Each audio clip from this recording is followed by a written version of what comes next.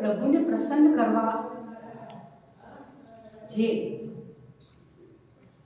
પ્રભુને માટે તમે ગરબા છોડીને મંડળમાં આવ્યા, એ પ્રભુને પ્રસન્ન કરવા લાખ વાના કર્યા છે સિસ્ટર, અનેક પ્રયત્નો કર્યા છે. યસ. તમે લોકોએ ક્યારે મીણબત્તી સળગાઈ છે પ્રભુને પ્રસન્ન કરવા? યસ. પછી પ્રભુને પ્રસન્ન કરવા હાર કે ફૂલ કર્યું છે? ઓકે. આપણે પ્રભુને પ્રસન્ન કરવા છે. પ્રભુ શાનાથી પ્રસન્ન થાય છે? ઓકે, હીબ્રુ 11:6. પ્રભુ શાનાથી પ્રસન્ન થાય છે? વાંચો. અને શ્રદ્ધા વગર ઈશ્વરને પ્રસન્ન કરવો શક્ય નથી. જવાબ મળી ગયો. શ્રદ્ધા વગર પ્રભુને પ્રસન્ન કરવો શક્ય નથી. કામ તો આપણે રૂટીન છે. નોકરી મળી એટલે સવાર પડે ને આપણે નોકરી શરૂ કરીએ છીએ. 58 વર્ષ થાય ત્યાં સુધી આપણી એ નોકરીનું ચક્ર ચાલ્યા જ કરે છે. મંડળમાં આવ્યા છે, આપણે એક જવાબદારી આપી છે કે તમારે બોર્ડિંગનું ધ્યાન રાખવાનું. તમે કામ કરો જ છો અને કમિટેડલી કરો છો, પ્રામાણિકતાથી કરો છો. પણ જો પ્રભુને પ્રસન્ન કરવા છે તો આ વચન કહે છે કે શ્રદ્ધા વગર પ્રભુ પ્રસન્ન થતો નથી.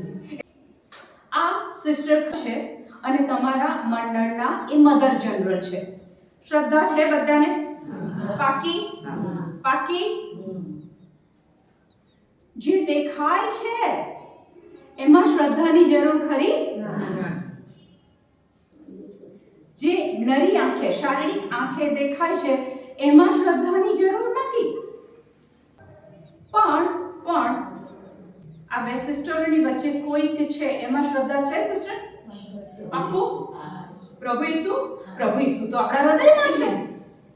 આ બંનેની વચ્ચે કોઈ છે પ્રેમ. સ્તોત્ર સંહિતા 91:11 કહે છે કે તમારી આજુબાજુ દેવદૂતો છે. દેવદૂતો શારીરિક આંખોથી જોવાય ના, પણ શાસ્ત્રમાં લખ્યું છે, બાઇબલમાં લખ્યું છે, એટલે આપણે એમાં શ્રદ્ધા રાખીએ છીએ કે દેવદૂતો છે.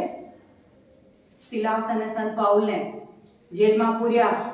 રાત્રે દેવદૂતોએ શું કર્યું? પેલા બધા પાયાને હચમચાવી નાખ્યા. દેવદૂતોની હાજરી છે, આપણને દેખાતું નથી, પણ કારણ કે બાઇબલમાં લખ્યું છે એટલે આપણે ત્યાં શ્રદ્ધા રાખીએ છીએ. તો આપણે આજે એ બરાબર સમજી લઈએ કે પ્રભુ શ્રદ્ધાથી પ્રસન્ન થાય છે. તો શ્રદ્ધા છે શું?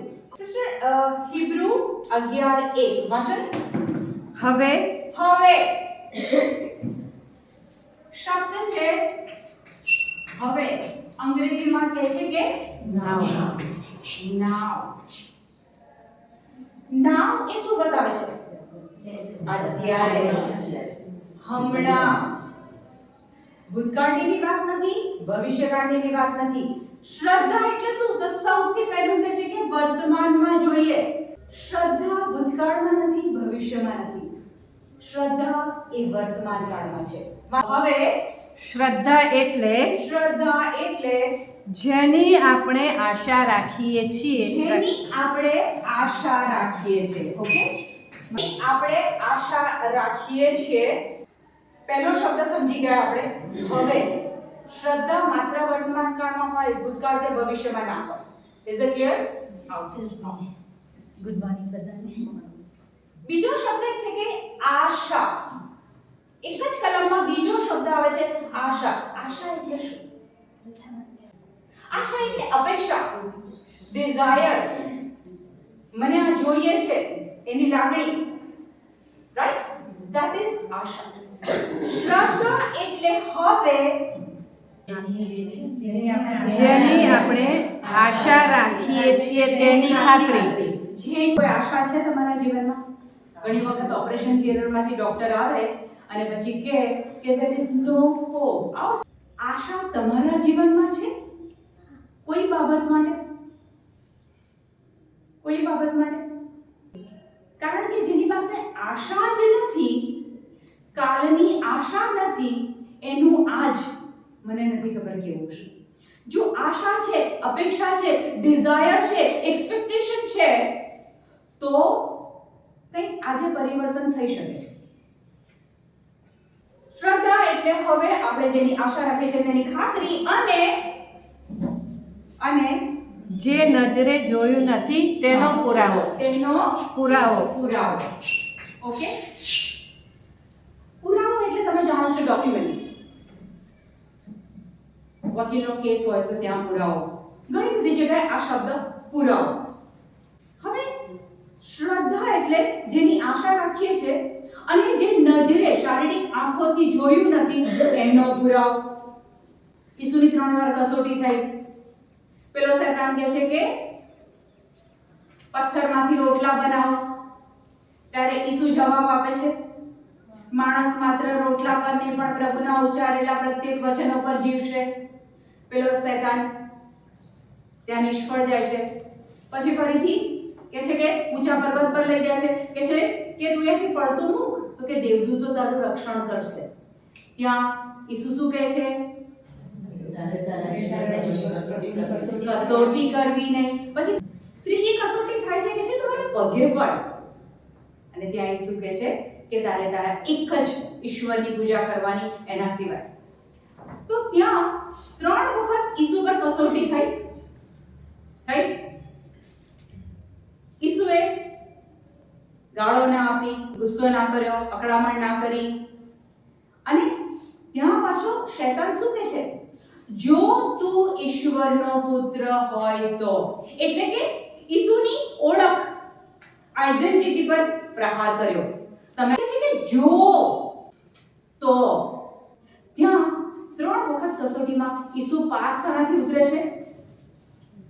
શાસ્ત્રમાં લખ્યું છે તે. આપણને 2 જણની વચ્ચે દેવદૂત છે. આંખોથી નથી દેખાતા. શાસ્ત્રમાં લખ્યું છે, બાઇબલમાં લખ્યું છે કે દેવદૂતો તમારી આજુબાજુ છે. Okay, right? શાસ્ત્રમાં લખ્યું હોય એ આપણો પુરાવો, એ આપણું ડોક્યુમેન્ટ. પુનર્જન્મ એટલે શું? યોહાન 3:3 ઈસુ કહે છે, જો તમારો પુનર્જન્મ નહીં થયો હોય તો ઈશ્વરના રાજ્યમાં દાખલ થવા માટે તમે લાયક ઠરતા નથી. પુનર્જન્મ એટલે શું? ઈસુ જ્યારે પુનર્જન્મની વાત કરે છે ત્યારે નિકોદેમસ જોડે વાત કરતા હોય છે. નિકોદેમસ એક કાયદા કાનૂનને શીખવાડનારો ગુરુ હોય છે. એના ગ્રુપના મેમ્બરથી ડરતો હોય છે, એટલે એ ઈસુને મળવા માટે રાત્રે આવે છે અને રાત્રે ઈસુની જોડે વાત કરતો હોય છે. અને ત્યારે ઈસુ નિકોદેમસને કહે છે કે જ્યાં સુધી પુનર્જન્મ ના થાય ત્યાં સુધી તું સ્વર્ગના રાજ્યમાં દાખલ થવાને લાયક નથી. ત્યારે નિકોદેમસ એક સવાલ પૂછે છે યોહાન 3:4 કે આ ઉંમરે હવે હું મારી માતાના ગર્ભમાં છું? યોહાન 3:6 વાંચો.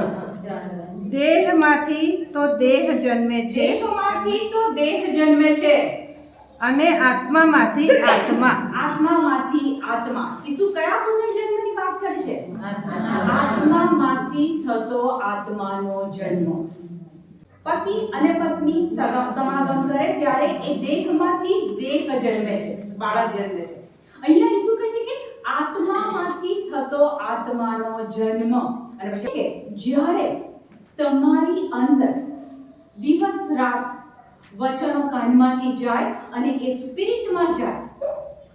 તમે જે વચનો બાઇબલના વચનો સાંભળો છો કે બોલો છો, એ બધા વચનો તમારા આત્માની અંદર જાય છે. અને જો એ આત્માની અંદર લાંબો સમય ટકી રહે તો એ આત્મામાંથી આત્માનો જન્મ થાય છે. ફોર એક્ઝામ્પલ, એક મરઘી 21 દિવસ સુધી ઈંડા પર બેસી રહે છે. પછી એ ઈંડું 21 દિવસ પહેલા ફોડો તો એમાંથી તમે આમલેટ બનાવો. પણ 21 દિવસ જ્યારે મરઘી એના ઉપર સતત બેસી રહે ત્યારે એ 21 દિવસ પછી એ બચ્ચું પોતે, મરઘી એને હેલ્પ નથી કરતી. આ સમજો હા બાબત. મરઘી એને હેલ્પ નથી કરતી. એ બચ્ચું પોતે ચાંચ મારે છે, એની જગ્યા બનાવે છે અને કોચલામાંથી બહાર આવે છે. આ સિસ્ટરને કદાચ ખ્યાલ હશે, મરઘી જ્યારે ઈંડાનું સેવન કરે ત્યારે એનો ટેમ્પો જોયો છે ને? તમે એની નજીક જઈ શકો? જો તમે એની નજીક જવાની કોશિશ કોશિશ કરી તો યાદ રાખજો એ તમને ઘા કરશે એની ચાંચ હતી અને એના પીછા એવા તો ઊંચા કરે આપણને ખબર પડે કે એ મરઘી ગુસ્સે થઈ છે. એ મરઘી 21 દિવસ સુધી એને એ ઈંડા પરથી ઉઠતી નથી. જો બાકીના મરઘા કે મરઘી અવાજ કરે અને બોલાવે કોકોક કોકોક ઇન્વિટેશન આપે છે પાર્ટી માટે, એ એની જગ્યા પરથી ઉઠતી નથી. 21 દિવસ પછી એ ઈંડા જ્યારે બહાર નીકળે છે ત્યારે મરઘી એની જગ્યા છોડીને ફરવાનું શરૂ કરે છે. એ 21 દિવસ એની તપશ્ચર્યાના લીધે એ ઈંડામાંથી એક નવો જન્મ આપી શકે છે. હું ને તમે જો આ વચનોને સતત ને સતત એનું સેવન કરીએ, એને સંબંધમાં રહીએ, એની સાથે લાગેલા રહીએ, એને સાંભળીએ, એને બોલીએ, એને લખીએ, એને વાંચીએ, ત્યાં સતત વચન સાથે રહેવાથી આત્મામાંથી આત્માનો જન્મ થાય છે અને એ પુનર્જન્મ થાય છે. અને એ પુનર્જન્મ થાય ત્યારે તમારા વિચારો બદલાઈ જાય છે, તમારી જીભના વાક્યો બદલાઈ જાય છે, તમારી રુચિ બદલાઈ જાય છે, તમારું સિલેક્શન બદલાઈ જાય છે, તમારી ચોઇસ બદલાઈ જાય છે, તમારા મિત્રો બદલાઈ જાય છે, તમારા દિવસનું ટાઈમ ટેબલ જે પહેલા હતું અને પુનર્જન્મ જો થઈ ગયો, યુ વિલ એક્સપિરિયન્સ, તમે અનુભવ કરશો કે તમને પહેલા જે સાંસારિક બાબતોમાંની વાતો, રિપોર્ટની વાતો અને અહીંયા ત્યાં ટાઈમ પાસ ગમતો હતો, એ પુનર્જન્મ થયા પછી તમારું ચિત્ત પ્રભુ સિવાય ક્યાંય નથી. આ પુનર્જન્મની પહેલી બાળક જન્મે, તમે બહુ બધી જગ્યાએ જોયું હશે, બાળક જન્મે તરત જ એ બાળકને ભૂખ લાગે છે. માતા નવા જન્મેલા બાળકને પહેલો દિવસ, બીજો દિવસ, અઠવાડિયું એકવાર દૂધ આપે તો ના ચાલે, 2 વાર દૂધ આપે તો ના ચાલે. દર અડધો કલાકે તમે ઓબ્ઝર્વ કર્યું હશે એ બાળક રડે છે, ચીખે છે, મને ભૂખ લાગી છે. એની કહેવાની રીત અલગ છે, એ રડીને કહે છે એને ભૂખ લાગી છે. કેમ? કારણ કે એનો જન્મ થયો છે. જેનો જન્મ થાય છે એને ભૂખ લાગે છે, જેનો પુનર્જન્મ થાય છે તેને વચનોની ભૂખ લાગે છે. તમે એટલું નથી જાણતા કે તમે ઈશ્વરનું મંદિર છો. તમે એટલું નથી જાણતા કે તમે ઈશ્વરનું મંદિર છો અને ઈશ્વરનો આત્મા તમારામાં વસે છે. ઈશ્વરનો આત્મા તમારામાં વસે છે. ઈશ્વરનો આત્મા ક્યાં વસે છે? શ્રદ્ધા. આપણે આપણી શ્રદ્ધાથી પ્રભુને પ્રસન્ન કરી શકીશું. વચનમાં કહે છે હવે શ્રદ્ધા એટલે આપણે જેની આશા રાખીએ છીએ અને જે જોયું નથી તેનો પુરાવો, ડોક્યુમેન્ટ. ડોક્યુમેન્ટ ક્યાં છે? આપણા બાઇબલમાં છે. વચન કહે છે 1 કોરિન્થ 3:16. તમે એટલું નથી જાણતા તમે પવિત્ર આત્માનું મંદિર છો? આપણે હરતું ફરતું મંદિર છે. પ્રભુ ક્યાં બિરાજમાન છે? આપણી અંદર. હું નથી કહેતી, પુરાવો કહે છે, બાઇબલનો પુરાવો કહે છે કે પ્રભુ આપણી અંદર બિરાજમાન છે. ખોલો માર્ક 16:17મું વચન. જેવો શ્રદ્ધા રાખશે, જેવો શું રાખશે?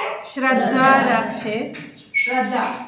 હવે શ્રદ્ધા, એક મિનિટ ચાલુ રાખજો. હા, શ્રદ્ધા એટલે હવે આપણે જેની આશા રાખીએ છીએ તેની ખાતરી અને જે જોયું નથી તેનો પુરાવો. ઈસુને જોયા? કોઈએ શારીરિક આંખોથી ઈસુને જોયા? ઈસુએ તમારા માટે ક્રુસ ઉપર બલિદાન આપ્યું. તમે કે તમારા દાદા દાદી કોઈએ જોયા ઈસુને ક્રુસ ઉપર? ના. તો તમે કેવી રીતના વિશ્વાસ રાખશો? પુરાવો છે આપણી પાસે, બાઇબલમાં લખ્યું છે. ઈસુએ ક્રુસ ઉપર પોતાની જાતનું જીવંત બલિદાન આપ્યું. એણે એના લોહીનું એક ટીપું આપણા માટે વહેવડાવી દીધું. એ લોહીની અંદર આપણા પાપો ધોવાઈ ગયા. એ બધો પુરાવો ક્યાં મળે છે? બાઇબલમાં. જેવો શ્રદ્ધા રાખશે, જેવો શ્રદ્ધા રાખશે. ઓકે, શ્રદ્ધા સમજ્યા તમે? જે જોયું નથી પણ બાઇબલમાં લખ્યું છે એટલે એ સાચું છે. એ આપણા માટે ડોક્યુમેન્ટ છે, એ પુરાવો છે આપણા માટે. તો કહે છે કે જે શ્રદ્ધા રાખશે. ઈસુએ આ ઈસુનું વાક્ય છે. ઈસુ એક કેટેગરી નક્કી કરી છે. એક કેટેગરી નક્કી કરી છે. પીટીસી કર્યું છે તો ઈસુ કહે છે નો. બીએડ કર્યું છે ઈસુ કહે છે નો. 10 વાર સુપીરિયર રહી ચૂક્યા છો ઈસુ કહે છે નો. કમ્પ્યુટર સરસ જાણો છો ઈસુ કહે છે નો. પુષ્કળ છોકરીઓ બોડીની સાચવી છે, સમયસર ભોજન પૂરું પાડ્યું છે ઈસુ કહે છે નો. જે શ્રદ્ધા રાખશે એ કેટેગરી મૂકી છે. આજે મારા અને તમારા માટે આ એક ચેલેન્જિંગ બાબત છે. આજે ઈસુ તમને ઇન્વાઇટ કરે છે. કેમ ખબર છે? તમારા જમા ખાતામાં પુષ્કળ બોલે છે. Your services, your commitment, your love, your affection, helping for people, આ બધું તમારી પાસે છે. હવે આજે ઈસુ તમને કહે છે કે આ કેટેગરીમાં બેટા તું આવી જા. જેવો શ્રદ્ધા રાખશે તેઓ આટલા ચમત્કારો કરી શકશે. કેટેગરી આવી સિસ્ટર? શ્રદ્ધા રાખશે એ લોકો કરી શકશે. કયા ચમત્કાર સિસ્ટર? મારે નામે અપદૂતો કાઢશે અને નવી નવી ભાષાઓ બોલશે. સાપને પકડવાથી કે હળાહળ ઝેર પીવાથી તેમને આંચ નહીં આવે. અને તેઓ માંદા માણસો ઉપર હાથ મૂકશે તો તે સાજા થઈ જશે. કેટલા માણસો પર તમે હાથ મૂક્યો અને એને સાજાપણું મળ્યું? That means કે આપણો હાથ જ નથી. એક વસ્તુ સમજો આજે, ખાલી એક જ વસ્તુ પ્રભુ તમારા સતત ધ્યાનમાં લાવે છે કે આપણે જો આ બાબતોને સમજ્યા નથી, એ ઈસુની સાથે સંબંધ રાખ્યો નથી, એનો શ્રદ્ધા રાખી નથી, એને ઓળખ્યો નથી, એની જોડે ઘનિષ્ઠ સંબંધ બાંધ્યો નથી. 7 થી 8 વચન એવું કહે છે કે જેને શ્રદ્ધા નથી એને સ્વર્ગમાં કોઈ પ્રવેશ નથી. અન્ય ભાષા એ બાઇબલના વચન અનુસાર સંત પાઉલ કહે છે કે અન્ય ભાષા એ તમારા આધ્યાત્મિક જીવનને મજબૂત બનાવે છે. જ્યારે કોઈ વ્યક્તિ, કોઈ ફાધર આવીને તમારે ત્યાં બોધ કરે ત્યારે તમને એક આધ્યાત્મિક ભાથું મળે, બરાબર? પણ કોઈ બોધ આપવા ના આવે, કોઈ પ્રીચિંગ કરવા ના આવે, કોઈ ટીચિંગ કરવા ના આવે, પણ જો તમે એકલા કુકિંગ કરતા હોય, ક્લીનિંગ કરતા હોય, ટ્રાવેલિંગ કરતા હોય અને જો તમે એ અન્ય ભાષામાં બોલો છો તો તમારું આત્મિક જીવન, તમારો આત્મા એ શું બને છે? મજબૂત બને છે. અને જ્યારે તમારો આત્મા મજબૂત બને છે ત્યારે તમે બાઇબલ વાંચો ત્યારે તમને એ બધું સમજમાં આવે છે. અત્યારે આઈ એમ શ્યોર કે તમે લોકો બધાએ બાઇબલ વાંચ્યું છે, રાઈટ? આખું જૂનો કરાર, નવો કરાર. જે પ્રભુની પાછળ ઈર્મિયા 1 એમાં લખે છે કે જ્યારે તું મારી જોડે નવી પરણી ત્યારે મારા માટેનો પ્રેમ કેવો હતો, શું કરું ને મને પ્રભુ મળે, ક્યાં જાઉં ને મને પ્રભુનો અનુભવ થાય. લખતો ઉભરાતો પ્રેમ હતો. પછી આપણે પ્રવૃત્તિમાં લાગી ગયા છે કે જ્યાંથી એ પુરાવો મળે છે, શાસ્ત્રના પુરાવો મળે છે, એ શાસ્ત્ર આપણે વાંચતા નથી. પ્રભુએ તમને બાઇબલમાં કીધું છે કે તમે દુનિયાના દીવા છો. એકને કીધું છે દુનિયાના દીવા છો.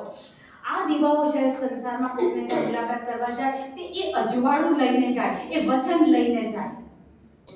પ્રભુએ તમને દીવા બનાવ્યા છે, આ સામાન્ય કામ કરવા માટે નથી બનાવ્યા. તમે ઊભા રહો, તમે 2 વચન બોલો, પેલી વ્યક્તિ સાજી થાય, પેલી વ્યક્તિનો અદ્ભુત ભાગે અને ખબર પડે કે સિસ્ટરનામાં આધ્યાત્મિક પાવર કેટલો છે, પવિત્ર આત્મા કેટલો સક્રિય કામ કરે છે.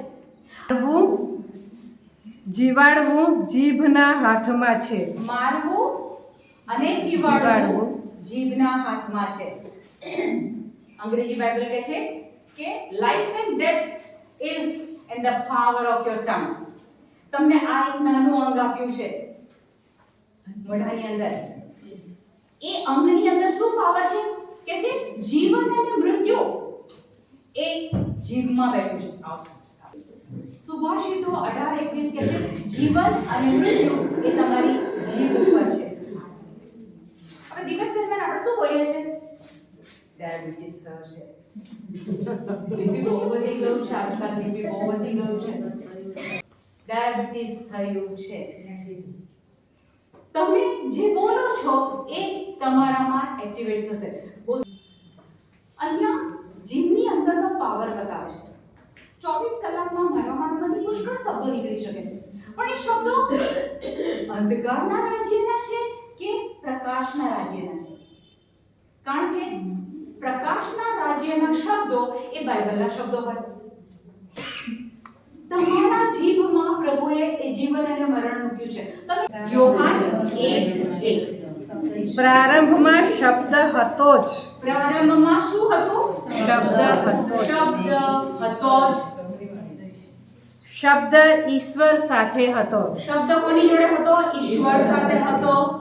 શબ્દ ઈશ્વર હતો. શબ્દ ઈશ્વર હતો. સિમ્પલ આપણું બાઇબલ ઓપનલી ચોખ્ખું કે શબ્દ એ પોતે કોણ? પ્રાચી 14મા વચનમાં કહે છે કે શબ્દ માનવ થઈને અવતર્યો અને તેણે આપણી વચ્ચે વાસ કર્યો. માતા મરિયમને એક સંદેશ મળ્યો ને, શબ્દ મળ્યો ને, એમણે સ્વીકાર્યો. એ શબ્દ એમની અંદર ગયો, એમણે શબ્દને સ્વીકાર્યો અને જ્યારે એમણે શબ્દને સ્વીકાર્યો ત્યારે ત્યાં ઈસુ બાળક થઈને અવતર્યા, માનવ થઈને અવતર્યા. જો તમે આ વચનોને આજે સ્વીકારો છો, એક વચન તમે એને સ્વીકારો છો, તમારા કાનમાંથી આત્માની અંદર જવા દો છો અને જો એ આત્માની અંદર મરઘીની જેમ તમે બેસી જાઓ છો ત્યાં, તો આત્મામાંથી આત્માનો પુનર્જન્મ થાય છે. સમસ્યાઓ, પ્રશ્નો કેમ આપણને હલાવી દે છે? બીમારીઓ કેમ આપણને ડગમગાઈ દે છે? ઢીચણના દુખાવા કેમ આપણી પર જોર કરી જાય છે? કારણ કે આપણે એ શબ્દને, બાઇબલમાં એક શબ્દ છે, એ કોણ છે? એ પ્રભુ પોતે છે. પ્રભુ પોતે છે. સમજો બાઇબલ માનો કે તમે તમારા તકિયા પાસે મૂકીને સૂઈ ગયા, તો એ શૈતાન એનાથી ડરે? ના ડરે? બાઇબલથી ના ડરે? ડરે ને? તમે બાઇબલ માથા પાસે મૂકો કે બાઇબલને બચ્યો કરો, શૈતાનને તમારાથી કોઈ ડર લાગતી નથી. જે ક્ષણે તમે એ બાઇબલનું વચન, એ શબ્દ, એ ઈસુ છે, એ મારો પ્રભુ છે, એ સમજીને જ્યારે વાંચવાની શરૂઆત કરો, બાજુમાં મૂકીને સૂઈ જશો કોઈ ફરક નથી પડતો ને, પણ જ્યારે તમે વાંચવાની શરૂઆત કરો છો, એમાં ઊંડા ઉતરવાની કોશિશ કરો છો, એને સમજવાની કોશિશ કરો છો, ત્યાં પેલો શૈતાન ડરે છે કે હવે આ આત્મા અંધકારમાંથી છટકી ગયો. ફરીથી કહું છું, શ્રદ્ધા વગર પ્રભુને પ્રસન્ન કરવા શક્ય નથી. કેટલી પ્રવૃત્તિ કરી લો, કરાય એટલી કરી લો, પણ જો એ ઈસુને નથી ઓળખ્યા, એ પ્રભુને નથી ઓળખ્યા, એની સાથેનો ઘનિષ્ઠ સંબંધ નથી બાંધ્યો, કારણ કે વચન કહે છે કે જેને શ્રદ્ધા હશે તે સાજાપણું આપી શકશે, અવધૂતો ભગાડી શકશે, અન્ય ભાષા બોલી શકશે, સાપ પકડે કે ઝેરી પીણું પીવે તો કે છે કે એને અસર નહીં થાય. આપણે જો નથી કરી શકતા, એટલે આજે આપણા માટે એક અલાર્મિંગ ડે છે, ચેતવણી રૂપ દિવસ છે કે જો આપણે કશું નથી કરી શકતા, ધેટ મીન્સ કે આપણા પર શ્રદ્ધા નથી. અને જો આપણા પર શ્રદ્ધા નથી તો પ્રભુ કહે છે કે ઈશ્વરને જગત પર એટલો તો પ્રેમ હતો કે તેણે એનો એકનો એક પુત્ર જગતને આપી દીધો, અને જેને એનામાં શ્રદ્ધા હશે તે અનંત જીવન પામશે. જો આપણને એનામાં શ્રદ્ધા નથી, એક માતાને જ્યારે ગર્ભ રહે ને, ડોક્ટર ન્યૂઝ આપી દે કે તમને ગર્ભ રહ્યો છે, એ દિવસથી માતા ડોક્ટર પાસે ગઈ હોય ત્યારે તો ઉછળતી ને કૂદતી ગઈ હોય. જ્યાં અંદરથી સમાચાર મળે ને કે એની ચાલ બદલાઈ જશે, સ્લો થઈ જશે. ઓબ્ઝર્વ કરીશું કોઈ? સડનલી એની ચાલ સ્લો થઈ જાય છે. કેમ? એના ગર્ભમાં એક બાળક છે, એને હવે જન્મ આપવાનો છે, એની કેર કરવાની છે. અને ત્યારથી લઈને 9 મહિના સુધી માતા સતત વ્યવસ્થિત ખાવાનું ખાશે, ડોક્ટરની કીધેલી બધી બાબતો પાળશે. હવે માનો કે 6 મહિનો થયો અને માતાને એકદમ ઉતાવળાઈ ગઈ, મારું બાળક હવે મારા હાથમાં જોઈએ છે, ડોક્ટર કઈ બી કરો, ઓપરેશન કરો, કશું બી કરો, મારું બાળક મારા હાથમાં આપી દો. સારું, ડોક્ટરે ઓપરેશન કર્યું, બાળક હાથમાં આવશે? સંપૂર્ણ બાળક, પૂરેપૂરું વિકસિત બાળક હાથમાં આવશે? બિફોર ટાઈમ એણે એ ઈચ્છા કરી અને એ 9 મહિનાની સાધના કરવાની હતી, 9 મહિનાની ધીરજ રાખવાની હતી. એ ધીરજ તે ખોઈ હતી. એ જ પ્રમાણે મારે ને તમારે બાઇબલના વચનોને આ લેવલથી લેવાના છે કે દિવસ રાત યહોશુઆ 1:8 કાઢો. આ નિયમ સંહિતાની પોથી તારી જીભને ટેરવે હોવી જોઈએ. તારા જીભને ટેરવે હોવી જોઈએ. આ વાક્ય પ્રભુ મોશેની લીડરશિપ હેઠળ ઇઝરાયેલી લોકોને બહાર કાઢતા હતા ત્યારે મોશે હવે રહેતા નથી અને મોશે પછી યહોશુઆ છે અને યહોશુઆ ડિપ્રેશનમાં આવી જાય છે. યહોશુઆને એવું લાગે છે કે હવે આ કામ હું કેવી રીતના કરી શકીશ.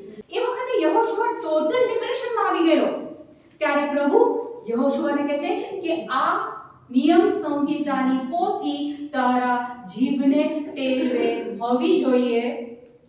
રાત દિવસ તારે એનું રટણ કરવું. રાત દિવસ તારે એનું રટણ કરવું. આપણી પાસે પોથી છે, બાઇબલ છે, વચનો છે, શુભ સંદેશ છે. તો પ્રભુ આપણને આજે ટકોરો મારે છે. દર્શન 3:20 કહે છે, હું તારા દરવાજા પર ટકોરો મારું છું, જો તું ખોલીશ તો હું તારી અંદર આવીશ, તારી અંદર રહીશ અને તું મારી જોડે જવીશ. આજે પ્રભુ તમારા દરવાજા પર ટકોરો મારે છે કે જો આ બાઇબલની પોથી, જો આ બાઇબલના વચનો તારા જીભના ટેરવે રહેશે, સતત તું સ્મરણ કરીશ, પેલી મરઘીની જેમ બેસી જઈશ, 9 મહિના સુધી માતા ગર્ભમાં બાળકને રાખે એ રીતે જો તું રાખીશ તો તારા આત્મામાંથી આત્માનો જન્મ થશે. ઓકે, સારું. આપણે શ્રદ્ધા સમજ્યા કે હવે શ્રદ્ધા એટલે આપણે જેની આશા રાખીએ છીએ તેની ખાતરી અને જે જોયું નથી તેનો પુરાવો બાઇબલમાંથી. મેં તો યહોશુઆને નથી જોયા, મેં ઈસુને નથી જોયા, મેં એના બલિદાનને નથી જોયું, મેં ઈસુના લોહીને નથી જોયું, પણ મને પુરાવો મળે છે. જ્યારે હું બાઇબલ વાંચું છું ત્યારે મને પુરાવો મળે છે. તો હવે પ્રભુને પ્રસન્ન કરવા હોય તો શ્રદ્ધાની જરૂર પડે. શ્રદ્ધા કોને કહેવાય એ આપણે શીખ્યા. તો પછી આ શ્રદ્ધા આપણે શી રીતે વધારી શકીએ? આપણે આપણી શ્રદ્ધા વધારવી હોય તો શું કરીએ કે આપણી શ્રદ્ધા વધે? કારણ કે હવે મોટા ભાગનું જીવન હું જીવી ચૂકી છું, પ્રભુ પાસે જવાનો સમય નજીક છે અને પ્રભુ કહે છે કે શ્રદ્ધા વગર તો મને પ્રસન્ન ના કરી શકાય, શ્રદ્ધા વગર એ મારો દરવાજો સ્વર્ગનો ખુલે નહીં. તો હવે આજથી મારે આ કામ કરવું છે, આના પર વર્કઆઉટ કરવું છે કે ભાઈ હું શું કરું કે મારી શ્રદ્ધા વધે. ખોલો રોમનું પુસ્તક 10મો અધ્યાય અને 17મું વચન. એટલે શ્રદ્ધા ઉપદેશ સાંભળવાથી જાગે છે અને એ કેવી રીતના જાગે છે?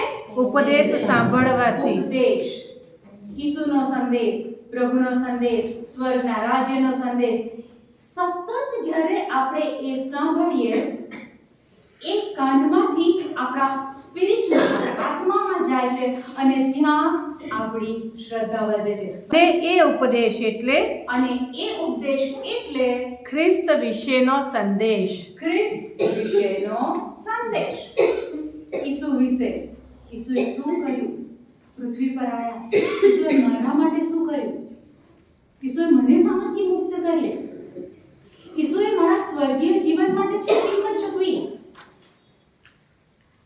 આ ઈસુ તમારી શ્રદ્ધા વધે છે. કરેક્ટ?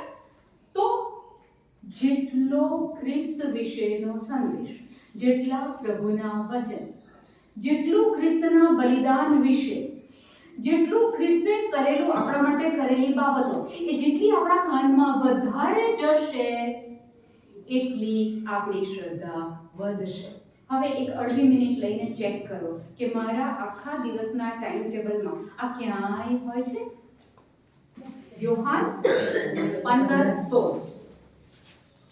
તમે મને પસંદ નથી કર્યો. Hello, Jesus is talking with you. તમે મને પસંદ નથી કર્યો. તમે એવું સમજીને બેઠા છો કે અમે મંડળમાં આયા, અમે સમજીએ છીએ કે હું તો કાયમ આ શબ્દ વાપરું છું કે ભાઈ મેં તો મારું કોંગ્રેગેશન નવું જ નાખી દીધું છે. હું, મારા હસબન્ડ, મારા બાળકો, મારા ગ્રાન્ડ ચિલ્ડ્રન, આ મારું કોંગ્રેગેશન છે. પ્રભુ મને ને તમને આજે કહે છે, તમે મને પસંદ નથી કર્યો, પણ મેં તમને પસંદ કર્યા છે. બેઠેલી વ્યક્તિ એ દુનિયાનો દીવો છે, ધરતીનો લોહ છે. આ તમારી એક મિનિટ જે જાય છે ને સિસ્ટર, યોજના, પ્રભુની બહુ મોટી યોજના બાકી છે હજી. પ્રભુએ તમને આ દીવાઓને, જળ હળતા દીવાઓને પસંદ કર્યા છે. પેલા સંસારમાંથી બહાર કાઢીને અહીંયા અલગ તારવ્યા છે. તમે લોકો મેકઅપ નથી કરતા, તમારું જીવન અલગ છે. આજે પ્રભુ તમારા દરવાજા પર ટકોરો મારી રહ્યા છે. પ્રભુ કહે છે કે તે મને પસંદ નથી કર્યો, મેં તને પસંદ કરી છે અને એટલા માટે તમારી નિમણૂક કરી છે કે તમે જાઓ. હલો, તમને અપોઇન્ટ કર્યા છે, તમારી નિમણૂક કરી છે. તમને ઠોસ કામ માટે તમને અહીંયા નિમણૂક કરી છે. સવાર પડી, સાંજ પડી, દિવસ પૂરો થયો, અઠવાડિયું પૂરું થયું, મહિનો પૂરો થયો અને આખા હિહીમાં આપણો સમય નીકળી ગયો. પ્રભુ છેલ્લે જવાબ માંગશે. રોમ 14:12 કહે છે છેલ્લે ન્યાયાસન આગળ ઊભું રહેવું પડશે. તમારી પસંદગી થઈ છે. તમે સંસાર જેવા નથી, તમે અલગ છો. જેવા તેવા નથી, દુનિયાના દીવા છો. તમારી આગળ કશું, તમારી અંદર પ્રભુએ કશું વિશિષ્ટ મૂક્યું છે. You are selected, you are appointed. તમે જાઓ અને સદા ટકે એવા ફળ આપતા રહો. તમારી નિમણૂક શાના માટે કરી છે સિસ્ટરો? સદા ટકે એવા ફળ આપો. તમે મને પસંદ નથી કર્યો, તમે મને પસંદ નથી કર્યો, પણ મેં તમને પસંદ કર્યા પણ છે. મેં તમને પસંદ કર્યા છે અને એટલા માટે તમારી નિમણૂક કરી છે અને કે એટલા માટે તમારી નિમણૂક કરી છે તમે જાઓ અને સદા ટકે એવા ફળ આપતા તમે રહો. જાઓ અને સદા ટકે એવા ફળ આપો. સાંજ પડે છે ત્યારે તમારા મંડળનો એક નિયમ છે કે બે સિસ્ટરો જાય છે લોકોની વિઝિટ કરવા. પછી લોકોના ઘરે જાઓ છો, પછી આ તમે છો, ઓકે, આ તમે અને આપણું જેના કુટુંબમાં તમે ગયા છો ને છો. હવે તમે એમના ઘરે ગયા છો, બરાબર? એટલે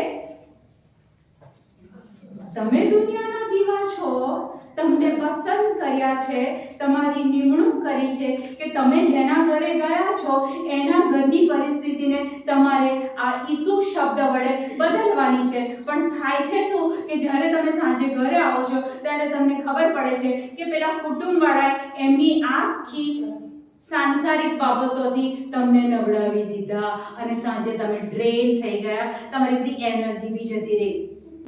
કારણ કે પ્રભુ આપણી પાસે જવાબ માંગશે. પ્રભુ કહે છે ને, શ્રદ્ધા રાખશે એ સાજાપણું આપી શકશે, શ્રદ્ધા રાખશે એ અન્ય ભાષા બોલી શકશે, શ્રદ્ધા રાખશે એ આ બધું કરી શકશે. તો એ શ્રદ્ધા વધારવા માટે શું કરવાનું? તો કે છે કે ખ્રિસ્ત વિશેના સંદેશા સાંભળવાનું. અને આપણી તો નિમણૂક થઈ છે, આપણને તો સંસારમાંથી, આ ગેટની બહારથી અલગ તારવ્યા છે. પ્રભુ છેલ્લે મને કહેશે અલગ તારવી દીધો તે કહ્યું શું? બધાની જેમ જ પ્રવાહ ચાલતી હતી. સદા ટકે એવા ફળ એટલે કે આત્માઓ બચાવીને સ્વર્ગમાં લઈ જવાના છે. તમને ખબર છે ગામડાઓમાં તમે કામ કરો છો એટલે લોકોને અદ્ભુત વળગેલા હોય છે, અદ્ભુત વળગેલા. ઈસુ બી જ્યારે જાહેર જીવન જીવતા હતા ત્યારે અદ્ભુતો કરતા હતા. હવે એ વ્યક્તિ પેલા શૈતાનના સકંજામાં છે, અદ્ભુત એને વળગ્યો છે. મને ને તમને પ્રભુ કહે છે, જે વ્યક્તિમાંથી અદ્ભુત કાઢવાનું કામ કોનું છે? સિલેક્ટ કર્યા છે. જો તમે આત્માઓ બચાવીને સ્વર્ગમાં નથી લઈ જતા તો પ્રભુ પૂછશે કે મેં તને આ વચન સાથે એ દિવસે સમજાવ્યું તો પુષ્પાને મોકલેલી ના.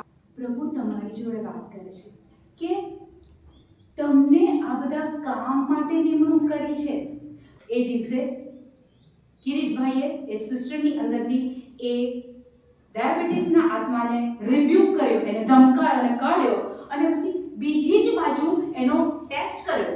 ફક્ત હવામાં વાત નહીં, એમનો ટેસ્ટ કરવામાં આવ્યો અને ત્યાં બતાવ્યું કે ડાયાબિટીસ ગુડ બાય. ડાયાબિટીસના ડોક્ટરો શું કહે છે કે જીવો ત્યાં સુધી આ ગોળી લેવી પડશે. બોલે છે કે નહીં ડોક્ટરો? આપણો ડોક્ટર, આપણો ઈસુ વચનમાં કહે છે હું તમારો ફિઝિશિયન છું, હું તમારો ડોક્ટર છું, હું તમારા રોગ હરનાર છું. એ ઈસુ આપણને આ કામ આપે છે કે તમે આ કામ ક્યારે કરી શકશો? માર્ક 16:17 આપણે સાંભળ્યું કે જેને શ્રદ્ધા હશે તે કરી શકશે. શ્રદ્ધા કોને હશે? શ્રદ્ધા કેવી રીતના વધે? ખ્રિસ્તના સંદેશા સાંભળવાથી, બાઇબલ વચન સાંભળવાથી. યહોશુઆને પ્રભુ શું કહે છે કે આ નિયમ સંહિતાની પોથી તારા જીભના ટેરવે હોવી જોઈએ, દિવસ રાત એનું રટણ કરવાનું છે. આજે મને ને તમને પ્રભુ આ જ કહે છે. જ્યારે બાઇબલ વાંચો ત્યારે ઈસુ ડાયરેક્ટ તમારી જોડે વાત કરે છે. એક દિવસે હું બાઇબલ વાંચતી હતી અને યશાયાનું પુસ્તક આવ્યું અને ત્યાં 49મો અધ્યાય આવ્યો અને કહે છે કે તારી માતા તને ભૂલી જશે પણ હું નહીં ભૂલું.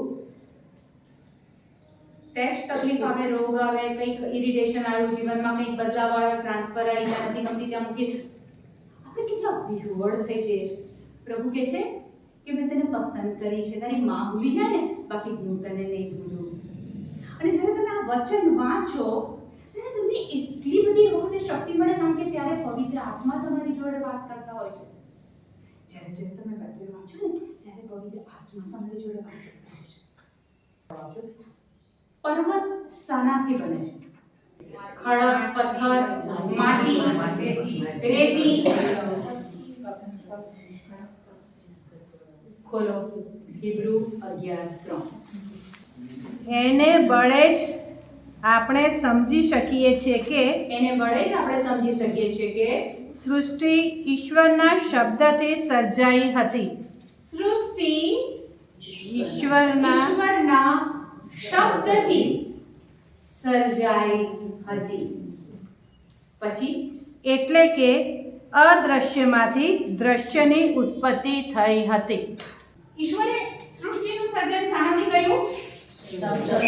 શબ્દથી. ઓકે, પ્રારંભમાં શબ્દ હતો જ, શબ્દ ઈશ્વર સાથે હતો, શબ્દ ઈશ્વર હતો. એટલે ઈસુ. શરૂઆતમાં તમે જોયું હોય કે અંધારું હતું ત્યારે ઈસુ, અંધારું હતું ત્યારે પ્રભુ અજવાળું ઈચ્છતા હતા. ત્યારે એવું નથી કહેતા કે અંધારું હવે તું જા અને અજવાળું પ્રગટ. પ્રભુ એ જ બોલે છે કે જે એમને જોઈએ છે. અજવાળું પ્રગટો, અજવાળું પ્રગટો. સર્જનની પ્રક્રિયા આખી અહીંયાથી થઈ છે, શબ્દથી થઈ છે. પ્રભુએ કીધું કે પાણી છૂટા પડો અને પછી શું સૂર્ય બનો અને ચંદ્ર બનો અને તારા બનો. એ બધું સર્જન શબ્દથી થયું છે. હવે તમારા મનમાં કદાચ એક સવાલ આવી શકે કે પ્રભુ તો શબ્દ બોલે ને થાય છે. ઉત્પત્તિ 1:27. આથી ઈશ્વરે પોતાની પ્રતિમૂર્તિ રૂપે માણસને પેદા કર્યો. આથી ઈશ્વરે પોતાની પ્રતિમૂર્તિ રૂપે માણસને પેદા કર્યો. જો પ્રભુના મુખમાંથી શબ્દ નીકળે, ઓકે, અને એમાંથી શું થાય? સર્જન. ઓકે, હવે તમને કદાચ એવું થાય કે આ તો પ્રભુના મુખમાંથી નીકળે છે એટલે સર્જન થાય છે, પણ હું તો એક માનવી છું. તો અહીંયા આપણને પુરાવો, પેલો અહીંયા શબ્દ લખ્યો તો મેં, પુરાવો મળે છે. પુરાવો શું કે છે? ડોક્યુમેન્ટ આપણે લખાણમાં આપ્યું છે કે હું ને તમે સામાન્ય નથી. પુરાવો આપણને બાઇબલમાંથી મળે છે કે આપણે કોના જેવા છીએ? ઈશ્વરની પ્રતિમૂર્તિ. એટલે કે ઈશ્વરનો આત્મા જેવો છે તેવો જ આપણો પણ આત્મા છે. જો પ્રભુ શબ્દ બોલે ને સર્જન થાય. જો કિરીટભાઈ પેલા ડાયાબિટીસના આત્માને રિબ્યુ કરે અને પેલો ડાયાબિટીસનો આત્મા એનું સાંભળીને એ સિસ્ટરનું શરીર છોડીને નીકળી જાય, તો આપણે પણ પ્રભુની પ્રતિમૂર્તિ રૂપ છે. આપણા શબ્દોમાં પણ એ જ પાવર છે. હમણાં જ આપણે કીધું કે સુભાષિતો 18:21 જીવન અને મરણ આપણી જીભ ઉપર છે. Life and death is in the power of your tongue. આ શબ્દનો ઉપયોગ દિવસ દરમિયાન આપણે કેટલો કરીએ છીએ? અને અહીંયા આપણે શબ્દ વિશે શીખ્યા કે શબ્દ એટલે ઈસુ પોતે. ઈસુ પોતે. બાઇબલનું એક વચન, એક શબ્દ એ ઈસુ પોતે છે. પ્રભુ તમારી જોડે તમે આ બાઇબલ ખોલો ને ત્યારે કેટલી સરસ વાત કરે છે. યોહાન 10:27 માં કહે છે કે મારા ઘેટા મારો સાથ સાંભળે છે, તેઓ મારી પાછળ આવે છે, હું તેઓને ઓળખું છું, હું તેઓને શાશ્વત જીવન આપું છું, તેઓનો કદી નાશ નહીં થાય, તેઓને મારા હાથમાંથી કોઈ છીનવી નહીં લઈ શકે, તેઓને મારા હાથમાં મૂકનાર પિતાથી કોઈ મોટું નથી, પિતાના હાથમાંથી કોઈ તેમને છીનવી લઈ શકે તેમ નથી, હું ને પિતા એક છીએ. જ્યારે તમે આ વચન લઈને દિવસમાં 5 વાર વાંચો ને, આજે ટ્રાય કરજો. યોહાન 10:27-31 આ ટ્રાય કરજો. દિવસમાં 5 વાર આટલું ખાલી બોલજો. શરૂઆતમાં યાદ નહીં રહે એટલે વાંચવું પડશે, વાંચજો. જેમ સિસ્ટર તમે વાંચતા જશો તેમ એ તમારી અંદર આત્મામાંથી આત્માનો જન્મ, પવિત્ર આત્મા તમારી જોડે વાત કરશે. પછી પવિત્ર આત્મા જ્યારે તમે બાઇબલ વાંચો ત્યારે રહસ્યો તમારી આગળ ખોલશે. તમારામાં એક પાવર આવશે. એ પાવર છે ને આ શબ્દમાંથી આવે છે. આ શબ્દ એટલે ઈસુ. ઈસુનું વચન એ ઈસુ પોતે છે. જે દિવસથી તમને ખબર પડશે કે મારો આત્મા ઈશ્વરની પ્રતિમૂર્તિ રૂપ છે, મારી પાસે પણ એ જ સર્જનની શક્તિ છે. રોમમાં 8:11 અધ્યાયમાં કહે છે કે તમારી અંદર જે પવિત્ર આત્મા છે ને એ પુનરુત્થાન, પવિત્ર આત્માએ શું કરેલું? ઈસુને મૃત્યુમાંથી પાછા સજીવન કરેલા. એ પુનરુત્થાનની શક્તિ તમારી અંદર પડેલી છે. એ તમારી પાસે એ જ આત્મા છે. તમે જો એ વચનને લઈને રોજે રોજ બોલો તો તમને એ પરિણામ મળશે. હવે આપણી પાસે બીજું કશું જ નથી. ઓકે, ખાલી ઈસુનું નામ છે આપણી પાસે. ફક્ત શબ્દ છે ઈસુ. શબ્દ ઈસુ તો ખરો. મારી દ્રષ્ટિએ આ શબ્દ કોણ છે ખબર છે?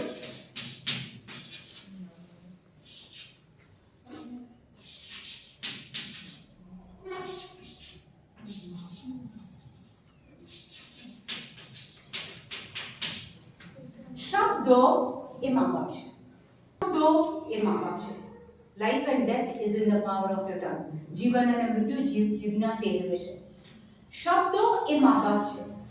તમે બોલશો કે મને ડાયાબિટીસ થયું છે, મારી બહેનને કેન્સર થયું છે, મારી બહેનના લગ્ન જીવનમાં પ્રશ્નો છે, એ મા બાપ છે. એ પ્રોડક્શન કરશે, સર્જન કરશે, વધારે ડાયાબિટીસનો રિપોર્ટ બગડશે. બહેનના જીવનમાં પ્રશ્નો છે, વધુ પ્રશ્નો મલ્ટીપ્લાય થશે. કેમ? કારણ કે તમે તમારા મોઢેથી એ કબૂલ કરો છો અને તમારી પાસે પણ એ સર્જન શક્તિ છે જ. યુ હેવ ધેટ સેમ પ્રતિમૂર્તિ રૂપ બનાવ્યા છે. આ એક આધ્યાત્મિક નિયમ છે. એક નિયમ તમે જાણો છો, ગુરુત્વાકર્ષણનું બળ. અમેરિકામાંથી આ ડસ્ટર ફેંકવામાં આવે કે ઇન્ડિયામાંથી ફેંકવામાં આવે, એ નીચે જ જશે. એ જ પ્રમાણે લાઈફ, જીવન અને મૃત્યુ તમારા જીભના ટેરવે છે. તમે જે શબ્દો બોલશો એનું અહીંયા પરિણામ તમે જોશો. ઓકે, હવે પ્રભુ વચનને એ ઈસુ પોતે શું કહે છે? આ તો દાણા છે. પ્રભુ વચન એ તો દાણા છે.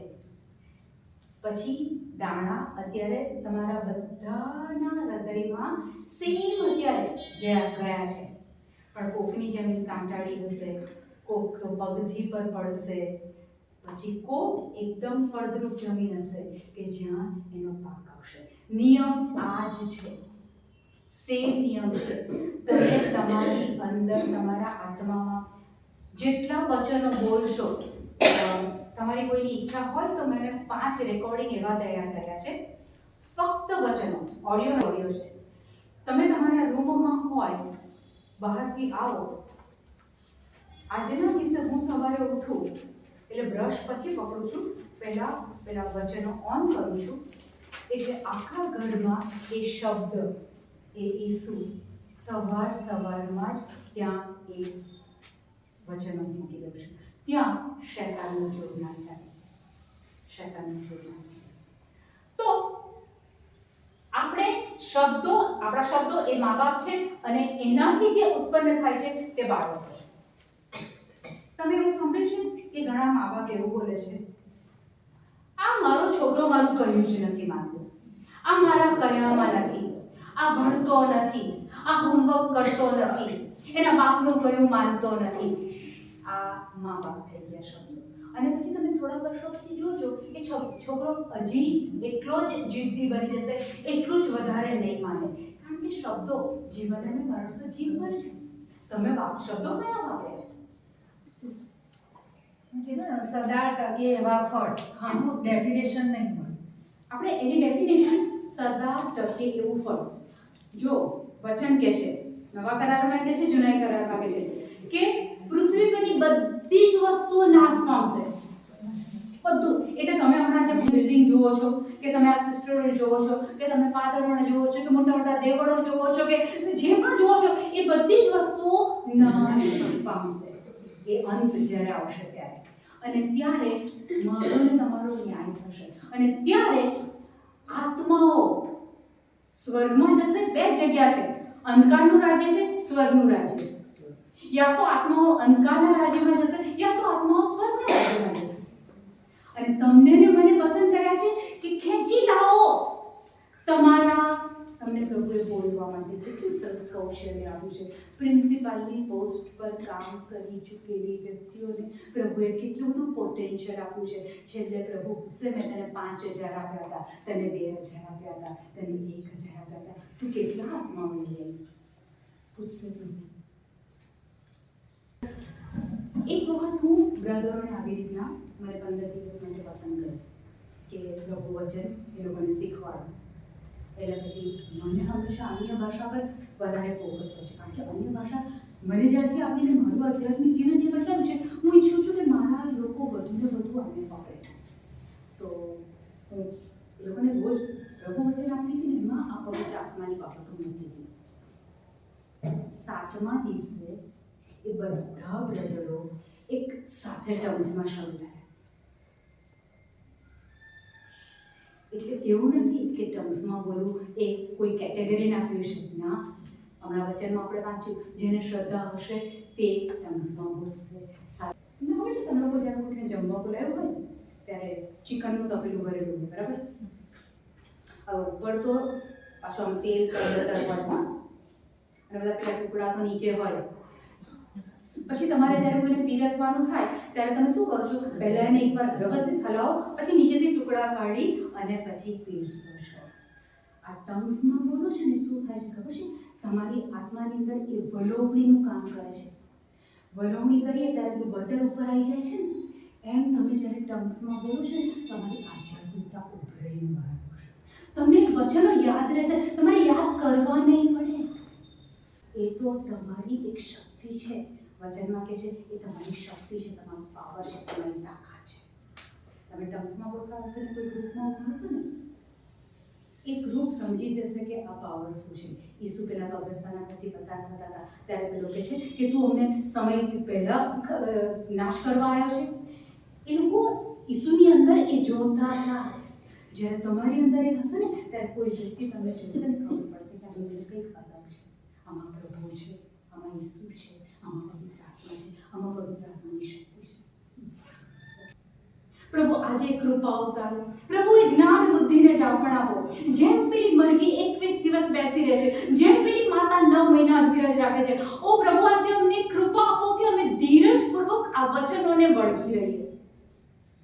કે ઈસુ તમે કીધું છે કે આ સંસારમાં તો ભીંસ વેઠવાની જ છે, પણ હિંમત રાખજો કે એ બધા પર મેં વિજય મેળવ્યો છે, મૃત્યુ પર પણ મેં વિજય મેળવ્યો છે. પ્રભુ આ અમારું યુદ્ધ તો તમે લડી લીધું છે. પ્રભુ હવે માત્ર જીવનના જે બાકીનો સમય છે પ્રભુ, અમે તમારા વચનોમાં વિતાવીએ, તમારી સાથે વિતાવીએ. શબ્દ સતત અમારા મુખે હોય, વચન અમારા મુખે હોય.